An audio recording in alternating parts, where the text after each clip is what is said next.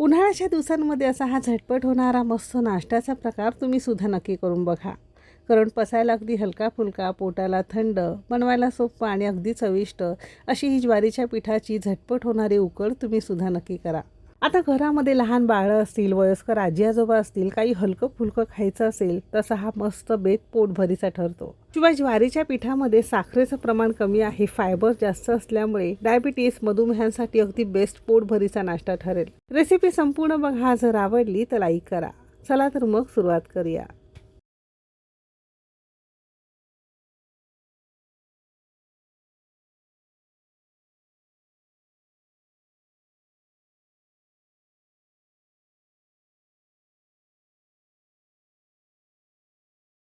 ज्वारीच्या पिठाची मसाला उकड बनवण्यासाठी सगळ्यात पहिल्यांदा एका वाटीमध्ये साधारणतः मेजरिंग कपने 1 कप आणि वजनी म्हणाल तर साधारणतः 150 ग्राम प्रमाणात रोजच्या वापरातलं जे ज्वारीचं पीठ भाकरीसाठी दळून आणतो ना, अगदी तेच वापरलेलं आहे. ज्या कपने तुम्ही 1 कप ज्वारीचं पीठ घेतलं, अगदी त्याच कपाने तुम्हाला पाव कप किंवा 50 ग्राम प्रमाणात रवा घ्यायचा आहे. जाड बारीक कोणत्याही क्वालिटीचा घरामध्ये उपलब्ध असेल तर तुम्ही इथे वापरू शकता. रव्यामुळे तुमचा नाश्ता थोडासा जाळीदार आणि हलका व्हायला मदत होते. रवा ज्यांना चालत नसेल तर तुम्ही फक्त ज्वारीच्या पिठाचं तयार करू शकता.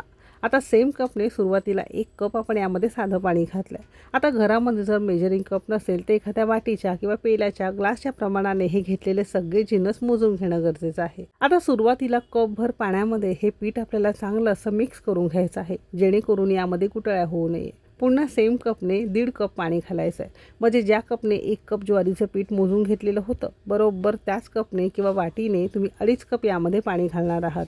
आणि पुन्हा आपण याला एकसारखं छान मिक्स करून घेणार आहोत. पाणी घालताना एकदम न घालता थोडं थोडं घालायचं, म्हणजे पिठाच्या गुठळ्यासुद्धा होत नाही. आणि आणि हे पीठ जसं आपण घावण्यांसाठी कसं करतो त्यापेक्षा थोडं घट्ट आपल्याला हे पीठ भिजवून घ्यायचं आहे. फार जास्त पातळ नको किंवा फार जास्त घट्टसुद्धा नको, असं हे सरसरीत आपण पीठ करून घेतलं आहे. म्हणूनच एक गोष्ट लक्षात ठेवायची, ही ज्वारीची उकड किंवा हा उपमासुद्धा ज्वारीचा म्हणू शकता. हे बनवण्यासाठी घेतलेले सगळे जिन्नस घरातल्या एखाद्या वाटीने पेल्याने मोजून घ्यायचं आहे, म्हणजे असं हे परफेक्ट पीठ तुमचं तयार होतं. असं हे पीठ तुमच्याकडे जर वेळ असेल तर झाकून एक 5-10 मिनटासाठी तुम्ही ठेवू शकता. खूप घाईची वेळ असेल तर पटकन यामध्ये बाकी जिन्नस घालूया. इथे आपण साधारणतः एक 4 चमचे भरून ना बारीक चिरून कांदा घेतलेला आहे. एक 4 ते 5 चमचे आपण इथे बारीक चिरून टोमॅटोसुद्धा घेतलेला आहे. आवडीप्रमाणे किंवा जसं तिखट कमी जास्त लागत असेल तशी हिरवी मिरची चिरून घालायची. आपण 1 हिरवी मिरची चिरून घातली आहे. 2 लसणाच्या पाकळ्या, अर्धा इंच आलं आपण इथे किसून घातलेलं आहे. तुम्ही ठेचून घालू शकता, पण आलं लसूण पेस्ट शक्यतो ताजं असावं, म्हणजे पदार्थाला चव छान येते. अगदी अर्धा चमचा जिरं घेतलेलं आहे आणि 2 ते 3 चमचे बारीक चिरून कोथिंबीर घेतलेली आहे. अर्धा चमचा किंवा चवीपुरतं मीठ घ्यायचं आहे. तुम्ही तुमच्या चवीनुसार मीठ घालू शकता. आता घरामध्ये एखादी काकडी असेल ना, तर ती किसूनसुद्धा तुम्ही यामध्ये वापरू शकता, म्हणजे पाण्याचं प्रमाण काकडीमध्ये खूप जास्त असतं आणि ते सुद्धा पोटाला थंड ठरेल. असेल तर नक्की करा. असं हे पीठ आपण छान भिजवून घेतलं आहे. आता मगाशी सांगितल्याप्रमाणे तुमच्याकडे वेळ असेल तर हे पीठ तुम्ही एक 5-10 मिनटासाठी झाकून ठेवू शकता. अजिबात वेळ नसेल तर पटकन तुम्ही याची उकड काढली तरीसुद्धा चालू शकेल. असं हे पीठ परफेक्ट आपलं तयार झालेलं आहे. ज्वारीचं पीठ वापरल्यामुळे रंग थोडासा तुम्हाला इथे तपकिरी आल्यासारखा दिसत असेल. असंच आपले हे पीठ भिजवून झालं.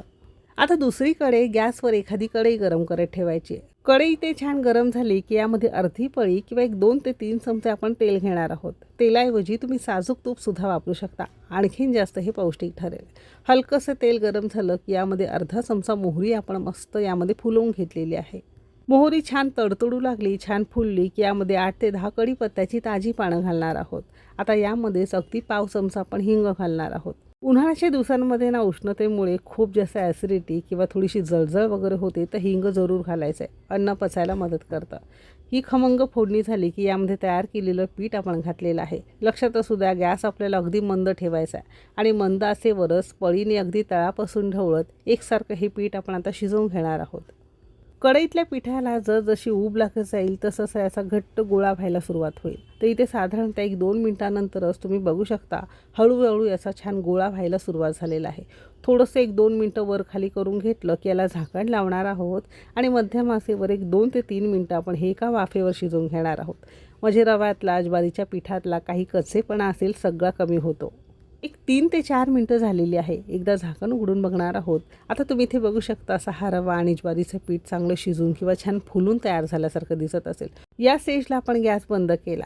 थोडंसं याला कोमट केलं की आणखीन याचा छान घट्ट गोळा होतो. आता हे मस्त ज्वारीची उकड किंवा ज्वारीचा हा तुम्ही उपमासुद्धा म्हणू शकता बरं का.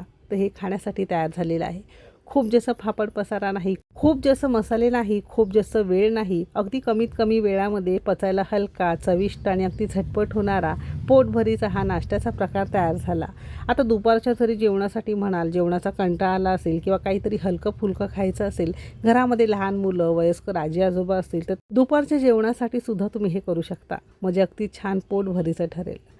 कशी वाटली रेसिपी नक्की सांगा. जर आवडली असेल तर लाईक करा. चॅनेलवर नवीन असाल सबस्क्राईब करा. बाजूची बेल घंटा नक्की क्लिक करा. आता हे काढताना कसं काढायचं, एखाद्या वाटीमध्ये घ्यायचं आहे, हलकंसं याला दाबून मस्त प्रेस करून घ्यायचं आहे आणि नंतर याची वाटी किंवा अशी ही मूठ आपल्याला ताटावर काढायची आहे. म्हणजे खातानाही अगदी मजा येते. साधातला साधा पदार्थ जरी असती ती घरातली लहान मुलं असतील, आजी आजोबा असतील, बघूनच नुसतं खावंसं वाटेल असा हा उपम्याप्रमाणे दिसणारा ज्वारीचा उपमा म्हणू शकता, ज्वारीची उकड म्हणू शकता, जे वाटेल ते तुम्ही याला नाव ठेवू शकता. जसं उपम्याला कशी शेव वगैरे घालतो तसं तुम्ही सजवून देऊ शकता. काकडीवर थोडंसं मीठ आणि थोडीशी लाल तिखट आपण भुरभुरलेली आहे. दुपारच्या जेवणासाठी घेत असाल तर मस्त मसाला ताक बाजूला घ्यायचं आहे, मस्त फुरके मारत आणि हा नाश्ता मस्त चाखत आपल्याला खायचा आहे. रेसिपी आवडली असेल तर नक्की सांगा. कोणत्या शहरातून बघताय ते सुद्धा नक्की कळवा.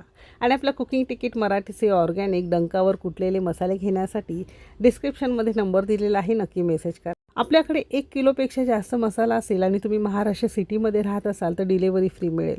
सध्या ऑफर सुरू आहे. 3000 मसाल्यांच्या खरेदीवर तुम्हाला अर्धा किलो थालीपीठ भाजणी किंवा अर्धा किलो कोंबडी वडे पीठ दोघांपैकी काहीतरी एक आणि शिपिंगसुद्धा फ्री मिळेल.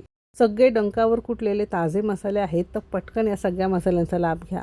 इथपर्यंत रेसिपी बघितल्याबद्दल सगळ्यांचे मनापासून आभार. चला तर मग भेटू एक मस्त आणि जबरदस्त रेसिपीसोबत. तोपर्यंत मस्त खा आणि स्वस्त रहा.